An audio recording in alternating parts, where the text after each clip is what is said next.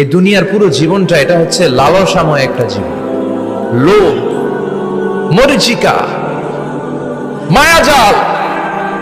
এই মায়াজালে আমরা আটকে আছি, ফলে মৃত্যুর কথা আমরা ভুলে গিয়েছি। পাগলের মতো ছুটছি, আরো টাকা লাগবে, আরো খ্যাতি লাগবে, আরো যশ লাগবে, আরো দাপট লাগবে। আমার এত টাকা দিয়ে কি হবে? এত সম্পদ দিয়ে কি হবে? এত ব্যস্ততা দিয়ে কি হবে তোমার? স্টপ, থামুন, অনেক হয়েছে। আম্মা থামুন, take a rest, take a breath and think about death. Think that you have to go back to your Lord. একটু বসেন না, একটু ভাবেন যে আমাকে চলে যেতে হবে, চলে যেতে হবে। এই কোলাহল, এই ব্যস্ততা, এগুলো থাকবে, থাকবো না আমি। সাইয়েদনা ওমর ফারুক বলেছেন, মুতু ক্বাবলা আন তামুতু, মরার আগে একবার মরো। হাসিবু ক্বাবলা আন তুহাসাবু আলাইকুম, তোমার হিসাব নেওয়ার আগে তুমি একবার নিজের হিসাবটা করো না। কাগজ বের করে একটু লিখো না কি কি ভালো কাজ করছিলা, যেগুলো দিয়ে নাজাতের ওসিলা হতে পারে। 1 2 3, আর কি কি আকাম কুকাম করছো দেখো না, লিখে দেখো তোমার অবস্থাটা কি। মরার আগে একবার মরো। মরার আগে খাটের মধ্যে শুয়ে শটান করে চোখ বন্ধ করে একবার মরার ভান করে দেখেন কেমন লাগে। চোখটা বন্ধ করেন আর ভাবেন আপনি নাই, কি কি হতে পারে ভাবেন। আপনার ছেলেমেয়েরা কান্না জুড়ে দিবে, আপনার প্রাণের স্ত্রী বিলাপ শুরু করে দিবে, বন্ধু বান্ধবের চিৎকার আর মাতম, স্থানীয় এলাকার মসজিদে ঘোষণা, অমুক এলাকার নিবাসী অমুক ভাই অমুকের ছেলে অমুক দুনিয়ায় নাই। সব আত্মীয়রা চলে আসবে, ফেসবুকে স্ট্যাটাস দেয়া হবে, সবাই সবাইকে জানাবে বিকাল 4টায় অমুক হাই স্কুল ময়দানে আপনার জানাজা। ছুটে আসবে, সবাই ছুটে আসবে আপনাকে শেষ বিদায় দিতে, গুড বাই জানানোর জন্য, আল ওয়াদা, বিদায় জানাতে আসবে সবাই। 4 তাকবীর দিয়ে আপনার জানাজা হবে, অশ্রুসিক্ত জানাজায় আপনার বিদায় হবে। কাঠের খাটিয়ার মধ্যে করে কাঁধে তুলে আপনারে কবরে নেওয়া হবে। আগে থেকে খুঁড়ে রাখা কবরটার মধ্যে আপনারে বিছিয়ে দেয়া হবে। বাঁশের কচি দিয়ে তার উপরে মাটির চাপা দিয়ে সব চলে যাবে।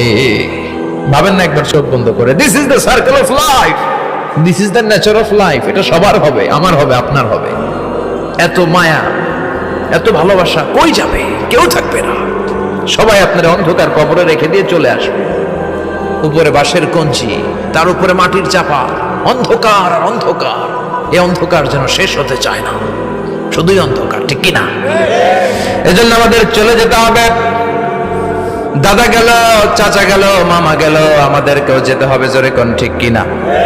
একদিন মাটির ভেতরে হবে ঘরে মন আমার, কেন বন্ধ দালান ঘর, প্রাণ পাখি উড়ে যাবে পিঞ্জর ছেড়ে,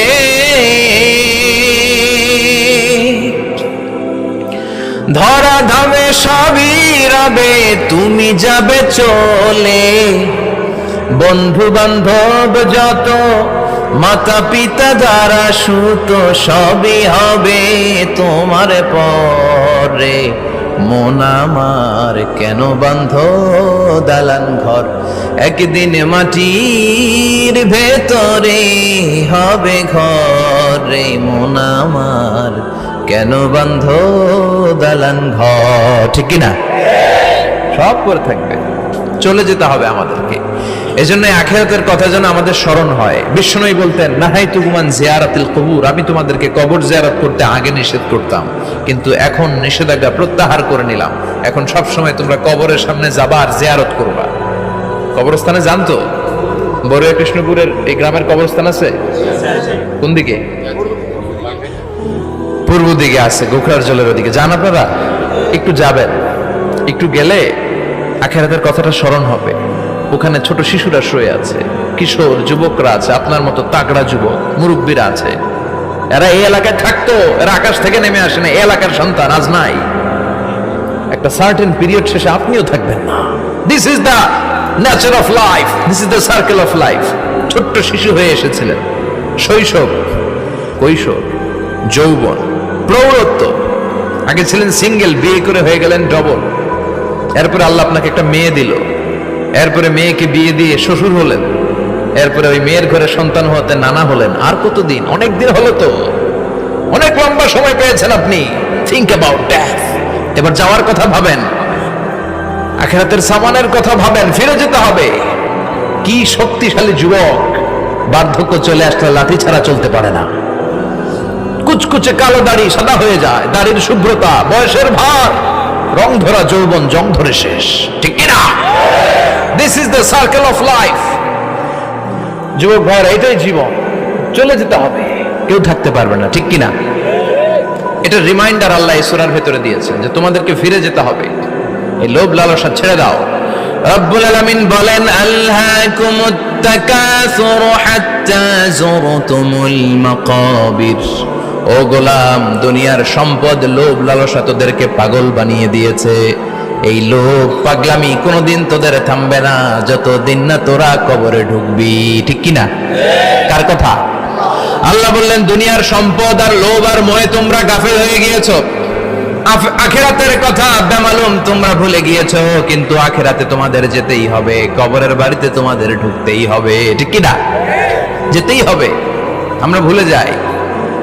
আলহাকুমুত তাকাসুর, অতিরিক্ত পাওয়ার লোভ, বেশি বেশি খাওয়ার লোভ, বেশি বেশি জমানোর লোভ মানুষকে গাফেল বানিয়ে দিয়েছে। এটা মানুষের স্বভাব, আরো চাই আরো চাই, এই স্বভাবটা আছে না নাই? দেখবেন ছোট বাচ্চারা মসজিদের দোয়া অনুষ্ঠান শেষে জিলাপি দেয় না? বড় কৃষ্ণপুর কি দেয়? আগে বাতাসা দিত না, এখন কি দেয়? জিলাপি দেয়, মিষ্টি দেয়। তো মসজিদের 2-3 গেট থেকে যদি দেয়, ছোট বাচ্চারা দেখবেন এদিক দিয়ে কয়েকটা নিয়ে আবার ওই গেটে লাইন ধরে। ওর হাত হলো ছোট হাত, ওর হাত ভর্তি জিলাপি, আর নেওয়ার জায়গা নেই, এরপর আরেক জায়গায় লাইন ধরছে, আরো লাগবে, আরো লাগবে, এই আরো আরো আরো চাই। এই স্বভাবটাই মানুষকে কুড়ে কুড়ে শেষ করে দিয়েছে। এত লাগবে কেন তোমার? চাহিদার কোনো শেষ নাই, unlimited demand of human being. যার আছে বেশি তার চাই বেশি, যার সাইকেল আছে তার হুন্ডা চাই, হুন্ডা আছে তো প্রাইভেট কার চাই, প্রাইভেট কার আছে তো প্লেন চাই, প্লেন আছে তো হেলিকপ্টার চাই, হেলিকপ্টার আছে তো ওইটা চাই, ওইটা আছে তো সেটা চাই, ঠিক কিনা? এলাকার মেম্বার যে হয়েছে চেয়ারম্যান হতে চায়, আছে না নাই? চেয়ারম্যান সাহেব এমপি হতে চায়, আছে না নাই? এমপি সাহেব মন্ত্রী হতে চায়, আছে না নাই? মন্ত্রী সাহেব প্রধানমন্ত্রী হতে চায়, আছে না নাই? কিন্তু এই দেশে সুযোগ নাই। কথা কন, এই দেশে প্রধানমন্ত্রী সিলেক্টেড, 2-3 জনের বাইরে কেউ প্রধানমন্ত্রী হতে পারবি না, ঠিক কিনা?